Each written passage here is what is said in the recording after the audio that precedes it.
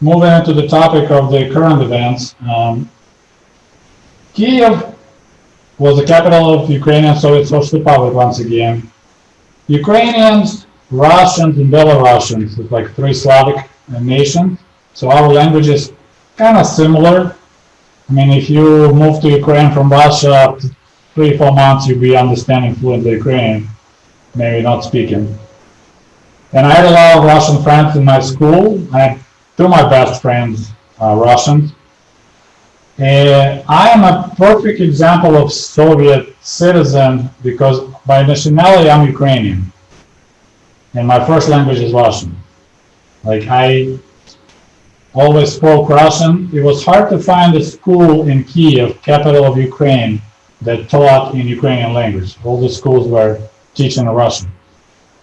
So I'm like a Soviet Ukrainian, the guy that Ukrainian by nationality but not by language. When I came to America first time in 1995, my English was okay because the only reason I could get to this exchange program, I had to speak pretty fluent English so I can talk to kids. But after 3 months in Michigan, we traveled to New York, and at JFK airport, I met a Ukrainian lady from Canada. I don't know if you know, in Canada, there's a lot of Ukrainians. And she started talking to me in Ukrainian, and I tried to reply, and I was horrified because I was dropping English words. It was really scary experience when your brain is trying one thing and your mouth just says different. So, and most of my friends, they were Russian speaking, so that's kind of how the Soviet Union was doing Russification, they call it. So they slowly were trying to make everyone speak Russian. So you go in Ukraine and capital of Ukraine and everything is in Russian. That's how Kiev became Kyiv again. We just looked it up on the way. This new name is only since officially became since 2020. Before that it was Kiev. And I was like trying to explain why, but you know, when Russia attacked Ukraine first time back in 2014, they took Crimea Peninsula because it kind of made, okay, why we everyone calling our capital Russian style when Russians are not really our friends. It's really kind of dumb example, but a picture the United States will split in 50 separate countries, and California will be like, oh yeah, our original roots are going back to Mexico, so we want to be, our capital will be Los Angeles. It's not, I know, it's Sacramento, right? But we don't want to call Los Angeles, it needs to be Los Angeles. So this is how Kyiv came to. And speaking of this war, I was totally caught by surprise. I never saw it like coming. I mean, it was obviously something is brewing, but with my experience of having Russian friends, and I never could even imagine that something like that possible when Russians, our brothers, will attack Ukrainians. So yeah, that was told. I actually had several videos on my Ushanka Show when I was telling Americans, my viewers, like, hey, it's not going to happen, it's stupid. It did happen. The reason behind it, it's actually way worse than maybe you know or think. It's official reason for this. First of all, it's not war. According to Mr. Putin, it's a special military operation. You can get in serious trouble in Russia if you call it war. It must be called special military operation. Up to 15 years in prison if you don't say that. When I looked, you know, okay, we'll put aside this whole Russian-Ukrainian friendship and history forever, for 300 years we're together. This war doesn't make sense on so many levels. Like, Ukraine is the size of Texas. It's a big country, 44 million people. To occupy a country that size, you need like on the ground, boots on the ground, 500,000 troops to have like real occupation. You have people in cities, you have troops in the villages, main areas. It's not easy to do, especially if the population is not cooperating. Second reason, and I'm not a like military guy, you don't usually start wars in winter. Days are short, nights are long. It's hard to operate and attack on the nighttime. It's cold, attack inside, always outdoors. It's not really enjoyable spending nights, even days in the cold weather. Then, of course, I don't know if you're familiar with location like Ukraine geographically. If you look at the map and you move Ukraine to like United States, the far south of Ukraine is pretty much where we are, like Bering Springs, I live in Bering Springs, is pretty much the further south of Ukraine, the rest is north. So Ukraine is like UP. And in middle of end of February, it's a lot of Rasputita, so muddy fields, snow is melting, so you're stuck to the highways, roads. So if you watch any videos from Ukraine right now, you see stuck and abandoned tanks or burned down tanks on the roads. Because Russians dealing with it, they can't get off road in most of the areas except the south. So they stay on the roads, and that's why the drones come in, the artillery, and the American javelins. So they have a hard time, thank God, because in the summer they could just fan out, just like Germans did in 1941 in June. You don't need to be stuck with the roads, you can move. So that's like why it makes sense to start now. The reason that Putin claims what he wants to do in Ukraine, he wants to make a denazification. So we have apparently in Ukraine a lot of neo-Nazis. What's interesting, Ukrainian President Vladimir Zelensky, he is Jewish, and he is a Russian-speaking Jewish. Just like me, he grew up speaking Russian. So claiming that the government is neo-Nazi when the president of that government is Russian-speaking Jewish person, it just, it doesn't make any sense. So they want to do denazification and demilitarization. So they want Ukraine to be having no army. That's the like official term. But what's really scary is the real reason is way worse than that. So a couple of days, so the attack happened on the 24th of February. On the 26th, there was an article published on the Russian website, like official government RIA Novosti site. And the article was called like Russia is advancing along with the Russian world. That article was on the internet for 3-4 days. When they realized that war is not going as it was supposed to go, they were planning pretty much be done in 3-4 days. Kiev is done. Kiev is taken, got parade, we bring our own government, set up friendly government, and so on. So they removed that article, but of course, internet. Once you put something out there, it's out there. So that article was claiming that Russian invasion was actually solution of the Ukrainian question. I don't know if anybody rings the bell. There used to be other guy back in 30s that was finding solutions for Jewish question, Adolf Hitler. So Mr. Putin is looking for solution of Ukrainian question because in his mission of restoring the great Russia, he needed to solve Ukrainian question because great Russia cannot exist without Ukraine. It's like we are an important part of the great Russia. So that article claimed, and I was pretty much like assuming that war is rolling really nicely for Russians, that a new world is being born before our eyes. So I have a hard time to find words to express my just towards Putin and everything else, because Adolf Hitler in his book Mein Kampf was talking about Lebensraum. So that's a living space. So Germans deserved living space, and Eastern territories, Ukraine, part of Russia, will be a territory for Germans. Well, Putin has the same concept of the Russian world, Ruski Mir. So anywhere where people speak Russian, they must be a part of Russia.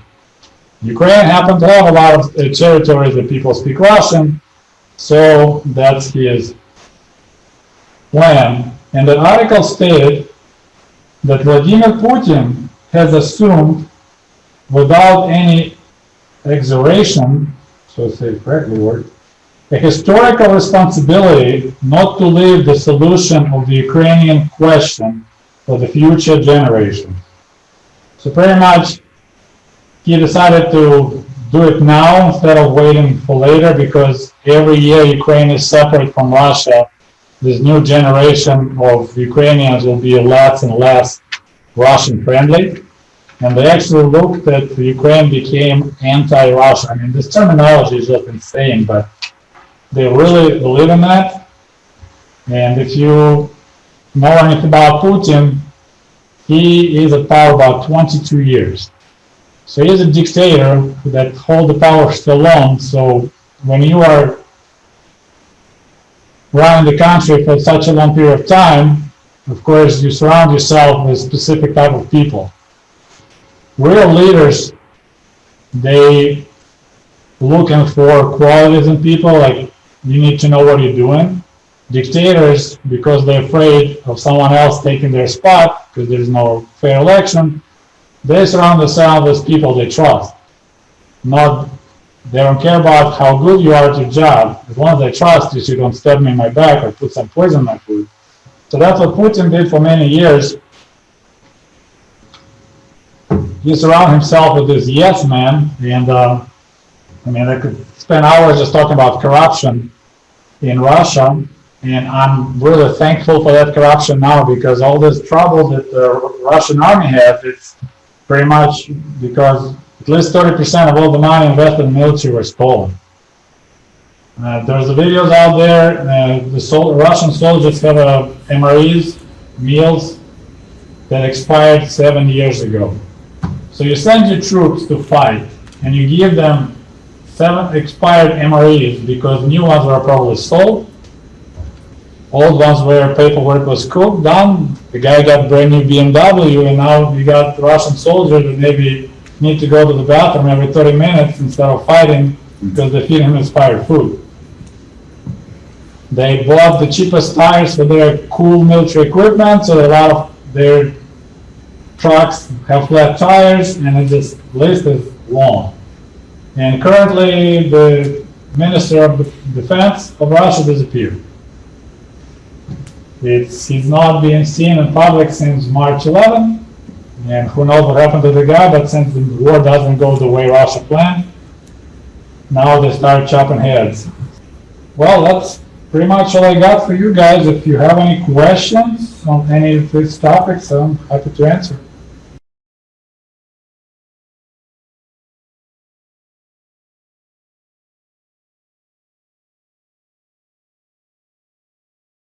Well, it depends, of course, where. If they went to Kharkiv, which right now being erased by Russians, definitely there'll be no more college there for a long time.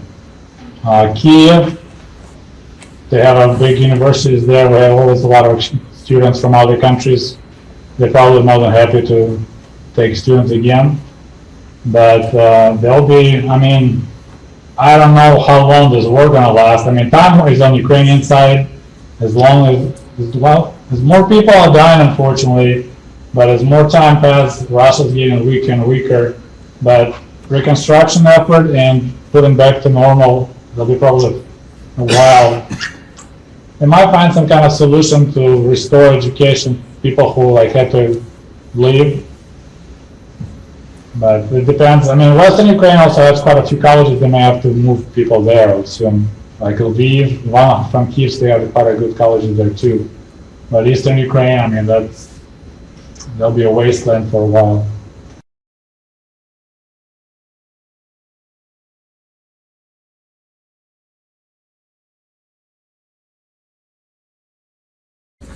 I personally wouldn't recommend, but I don't live there for 20 years. But another issue with depending of course on the cities, but there is quite a bit of racism here and there, and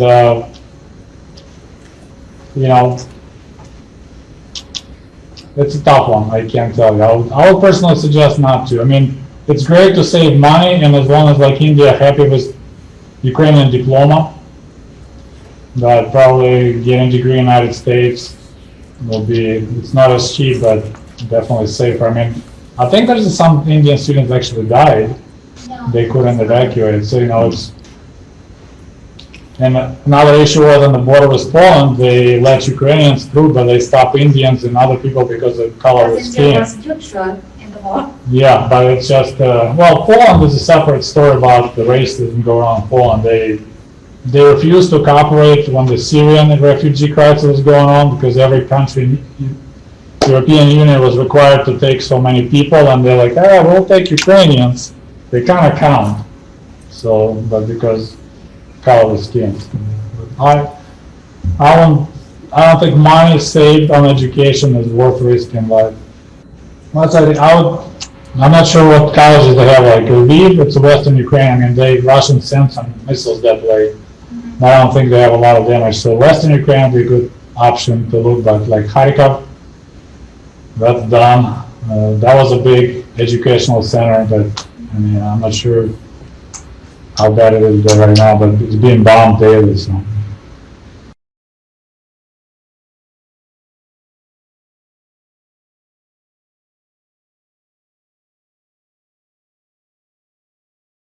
Well, he painted himself in a corner.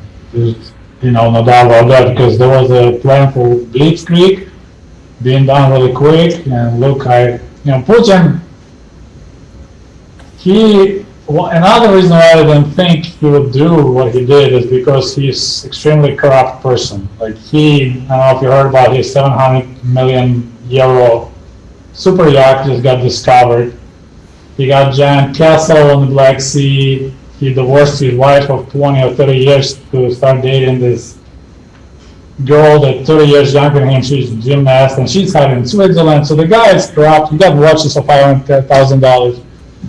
So I didn't think he actually wanted to do anything like that, because he's just talking for people like, hey, I'm a real Russian patriot, but I got a Swiss watch for $500K. Check it out. But he's definitely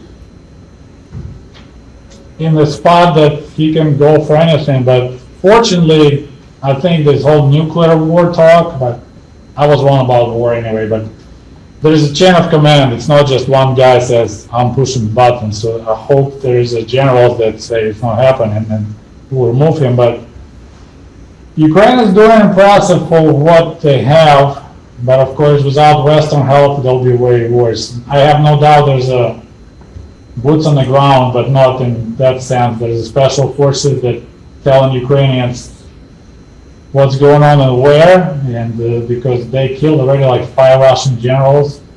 They just blew up big ship on the Azov Sea. So what they do is, like, I know with Ukrainian army, with their equipment, it's impossible to know where the Russians are, and like as long as they jam Russian radios, military radios, forcing Russian generals to use cell phones, and then there's a missile coming right there. You pick up the phone, next thing you know, the guy is dead. It's pretty impressive, but it will get worse before it gets better.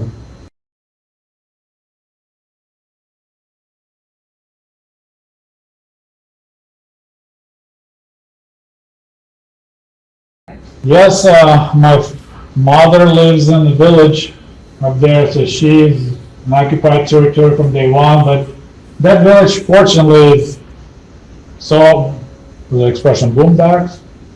Even during the World War II, Germans didn't do anything to that village, so similarly. So she's okay, but of course, pretty scary. My father and my brother, well, my brother is not in the pictures because he's 15 years younger than me, so he showed up way later, but they in Kiev.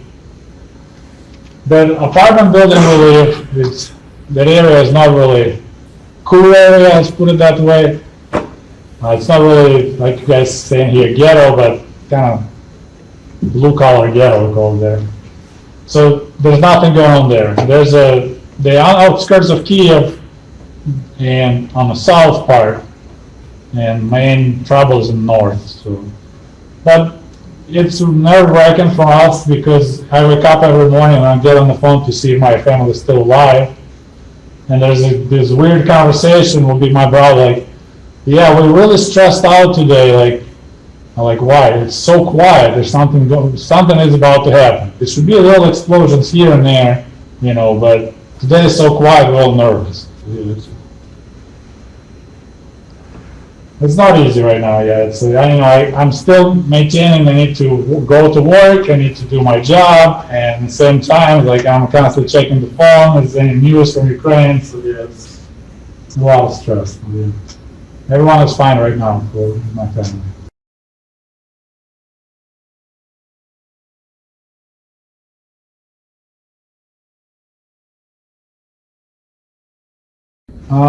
Well, Russian government definitely doesn't want them to know what's going on. They shut down Instagram, they shut down Facebook, they shut down Twitter. I think YouTube is the last thing still standing. I'm not sure why they blocked Google News. So that's how much they want to keep information. It's new Iron Curtain dropping hard, and I talked to some people in Russia because I also have a Russian language YouTube channel. It's pretty ugly. There's a lot of people they hate me because I'm Ukrainian just for that reason. But there's a lot of people who what they say to me, they're horrified because they feel like they live in Zombieland. Like people are so the propaganda penetrated so good, I guess you could say, that they think it's totally cool to destroy the city because this is what we need to do to win. You have to keep there quiet. Even if you go on the street with blank piece of paper, you don't write even message, no war, nothing, they'll take you. It's because they understand that you're doing I think I just saw news, some girl came up with a sign, "Stop Fascism," and she got arrested. It's okay, message "Stop Fascism." Maybe she talked about Ukraine has fascism, they didn't bother. You have some kind of message, let's go. So, I can tell you, according to the Russian sources, government sources, 71% of population supports this war. I doubt that high, but it's definitely probably 50-60%, because for a long time, and I think I made a mistake for not following Russian propaganda. It's just I don't watch TV at all, American TV, Russian, Ukrainian TV, but in Russia, I made a video about it. They were talking for years about doing war against Ukraine. It was just a normal topic of conversation. We just need to have a war with Ukraine. We need to be done with those guys. They just not, doing what we want them to do. They're anti-Russia. And I guess when you talk about it in that time, Goebbels said, if you keep on repeating lies, it becomes truth. And they really affected the population because a lot of people support what the government does, and even they're happy that they losing. McDonald's shut down in Russia, and if you heard that, it's going back to the Soviet Union days. Lines for food, they fight for sugar. Really, that's what you want? They're yeah, we're cool with that.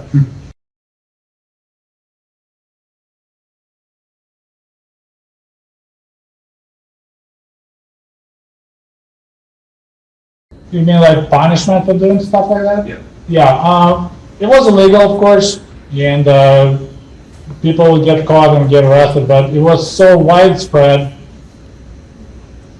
It's actually, since you get paid everywhere pretty much the same. So we'll be looking for places of work where you can get housing if you need housing. Other option, you're looking for the place of work where you can steal something valuable. So yeah, we'll go and work at the meat shop because I can steal meat. My mother worked, she was doing technical drawings. You can't steal really a pencil, ruler, eraser. My father worked at the aircraft factory, spray painting. He was bringing paint home all the time. And then he was doing stuff on the side, painting cars. And that was so widespread. It was like common knowledge. We actually had like even state propaganda would make jokes about nisuni. So the person who carries stuff, if you carry something out of work, you're not stealing. You're just carrying out of work. So that was, stealing is like you take someone private, you steal from the person, you're a stealer. You just take from the factory, or you just take what belongs to you anyway. So that was literally, you could tell if person has a dacha, like a little summer home, by the way it was built, you could tell what the person worked. Like, because, he can work with a lot of metal because I see everything made out of metal. Or if it's made out of lumber, then he works in the lumber yard. So that was a lot of that. It was just so widespread that pretty much, they will arrest some people just to kind of show, we're punishing for doing that, but like I never felt anything like I need to report my father for stealing. It was like, what do? You just, and kind of interesting, every factory had a turnstile and a person that was guarding. So they were watching, make sure you don't steal. So people had this different ways of hiding stuff when you carry it out.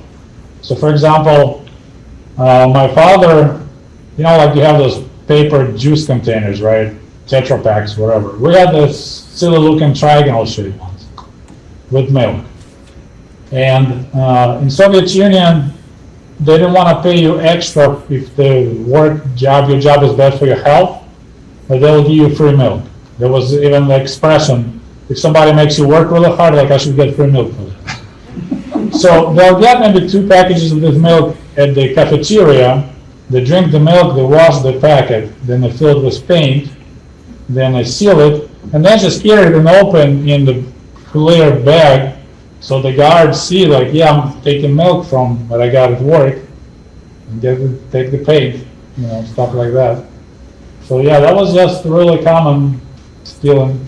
And taxi drivers, what they were doing for making money is providing services like, hey, you bought a fridge. If you give me 20 rubles, I'll take your fridge, deliver, and stuff like that, or siphoning gasoline. Maybe having some alcohol in the trunk, so if somebody after hours looking to buy some vodka, sure, I can sell you for 10 rubles, buy it for 3. So kind of like that. So there was a lot of ingenuity in all those ways of making money. In the black market, that was an interesting situation. We never had that type of cash to even think about it, but there was pretty much even people standing, waiting. There were people, it's your turn to buy a car, and you, for example, to change your mind, you can sell your right to buy a car, just like, hey, 5,000 rubles, and you can buy my car, sure.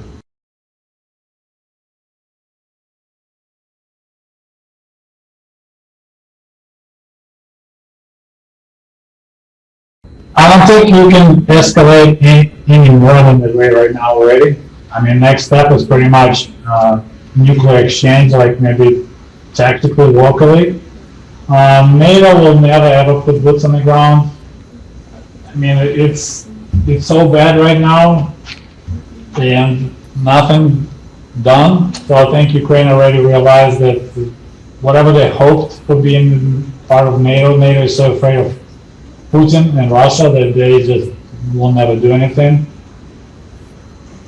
This is situation similar Vietnam. I don't know if you know, the Russians, Soviets sent their anti-aircraft missile systems there.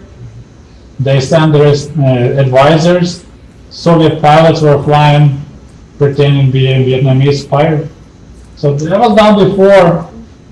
So it's just pretty much, it's like a poker game. Everyone cheats. You just see how far you can push the envelope. But definitely it's a huge disappointment, the whole NATO thing with Ukrainians.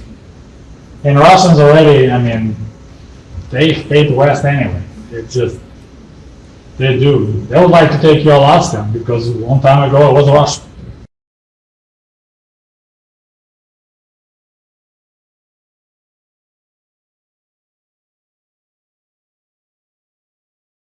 Well, Putin restoring Soviet Union to its glory, but it's now just the Great Russia.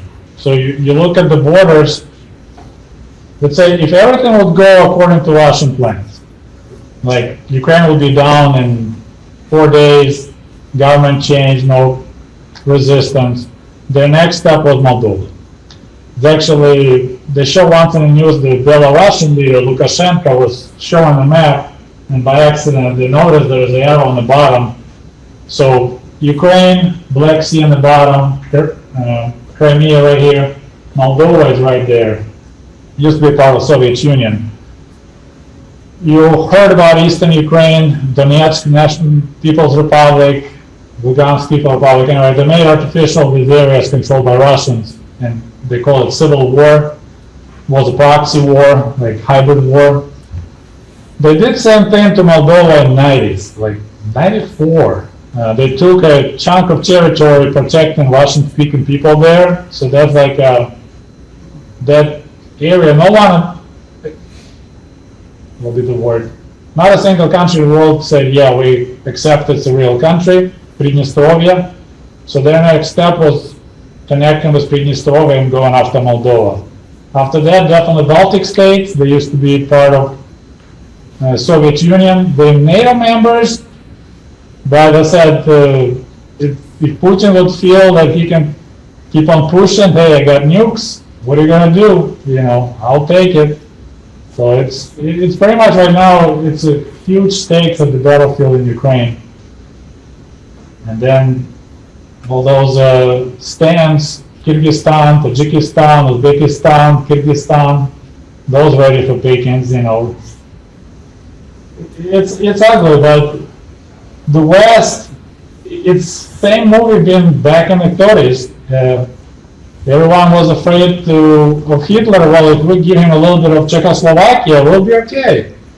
Oh, okay, well, he took Poland. Well, I guess we'll say we have a war with you now, but we won't do anything. It was like a strange war. For 2 years, they didn't do much.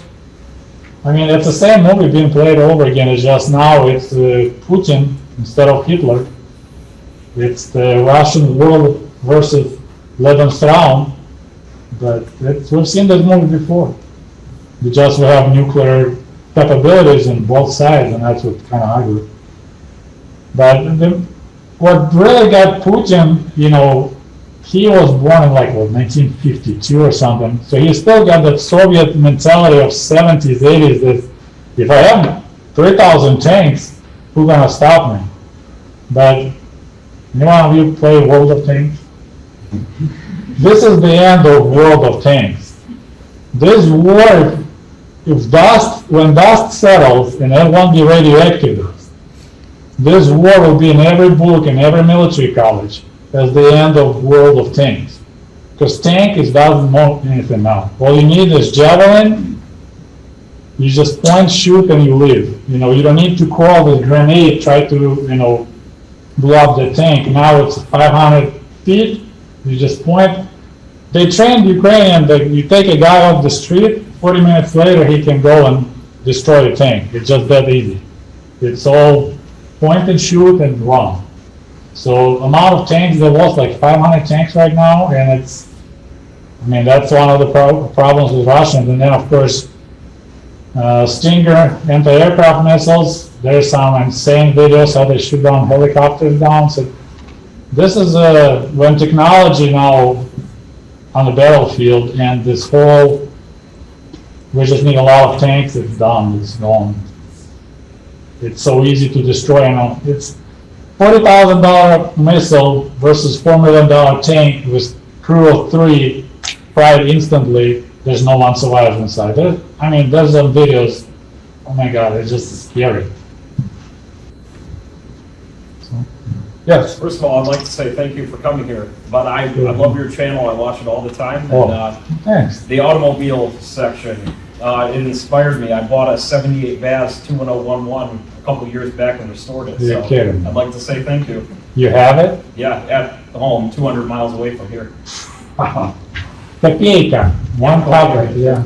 Wow, that's really impressive. You bought it here in America? Yes, it was imported from Moscow. Originally, it was a garage find, actually. It sat for from 1978 to 80, and then the rest it just sat. So. Wow. Thank you. It's really impressive. That's cool.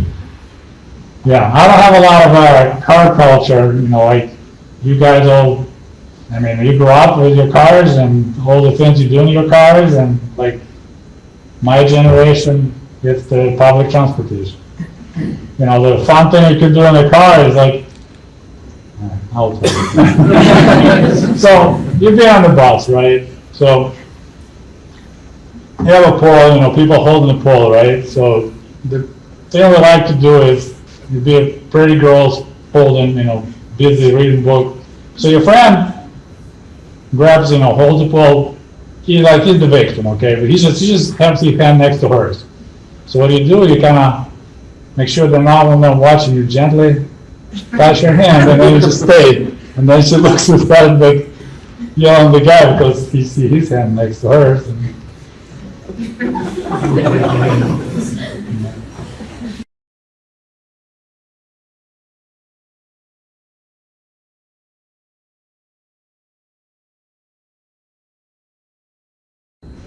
I mean, you need to find probably people like me. And, I hate saying it, but maybe promoting my YouTube channel because there's a lot of conversation.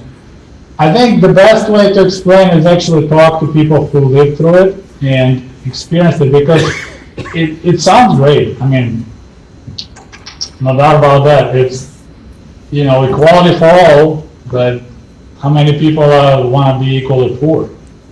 And I don't get me wrong, I see a lot of problems with capitalism. I mean, I came to work to the summer campus with inner city kids from Chicago.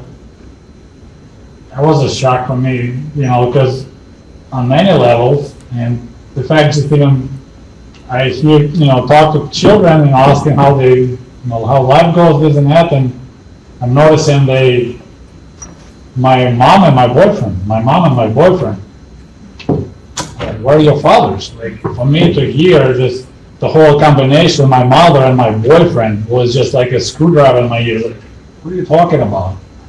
And, it's challenging, but it's definitely, there's always, it's like a edge of the blade. A little bit, either way you go, it create problems. So if you let capitalism just run wild, it's very much, you watch videos how in Africa, animals killing, lions killing zebras, it's natural selection. I made a video just recently about it.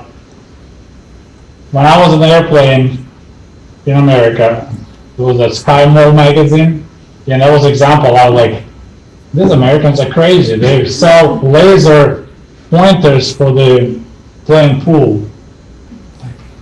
The whole magazine was like this access of capitalism, but somebody was buying that crap. But they had those motivators posters for sale. You know what I mean? Like they said, like teamwork, and then it would be some smart expression. Teamwork is better than.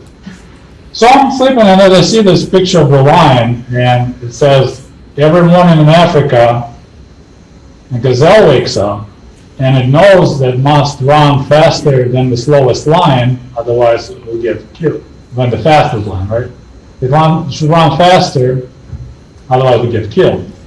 And every morning in Africa, the lion wakes up, and it knows it needs to run faster than the slowest gazelle, otherwise it will starve. So it doesn't matter if you're lion or gazelle, when sun comes up, you better be running. And I was like, wow, this is really cool. Actually, I wrote it down, like I took my notepad. It's like, well, that's an essential of capitalism. You better be running. But what it creates, just like in the animal world, you have corporations that monopolize the markets. And in the reality, and I was in flooring business, in furniture business for a while. I hated competition. I see the truck delivering furniture in my town. I want to slash the tires. Like, what are you doing here? It's my town, but if you're owner of the private business, you hate competition because they steal your profit. Competition reduces your profit margins because you compete. So what does the natural selection does to you? You monopolize, right? If you don't have laws, like you don't have pure capitalism in America, you have laws. Otherwise, you'll have a United Beverage, Coca-Cola and Pepsi combined, holding all the market. Because every market you see, there'll be, what, 2-3 companies holding river and carpet business, shore industries, mohawk industries, holding 90% of the carpet market. They would love to buy each other and have the united carpet and have 100% market because their margins will improve. So capitalism also has problems, and then of course, when you have the extreme, and then a lot of upset people, then you have this situation like revolution, then it swings the other way, or you have like Chile, when they elected socialist, Allende, and then Pinochet did the junta and we went, so yeah, but talking to people who actually lived through it, and internet right now, there's a lot of information, but there's always talking points, and if you know the answers to the talking points, it's what do you do? Because I'm being trolled a lot. There's a lot of fanboys of socialism out there, and recently someone got me really fired up because I'm usually a polite guy. So he was like, "Wow, you should be so proud you lived in this socialism," And I was like, well, Soviet Union was first in space, right? We had first satellite,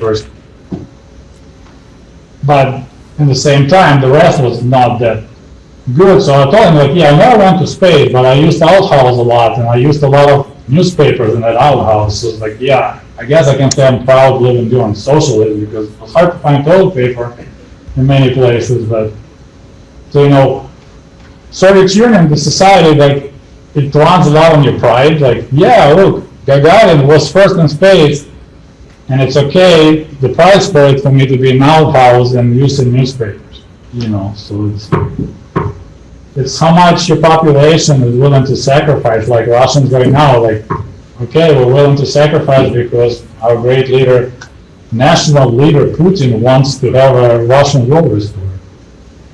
But yeah, equality sounds really attractive, there's no doubt about it. Well, that's probably a good spot to end on. Let's thank Sergey for coming and speaking.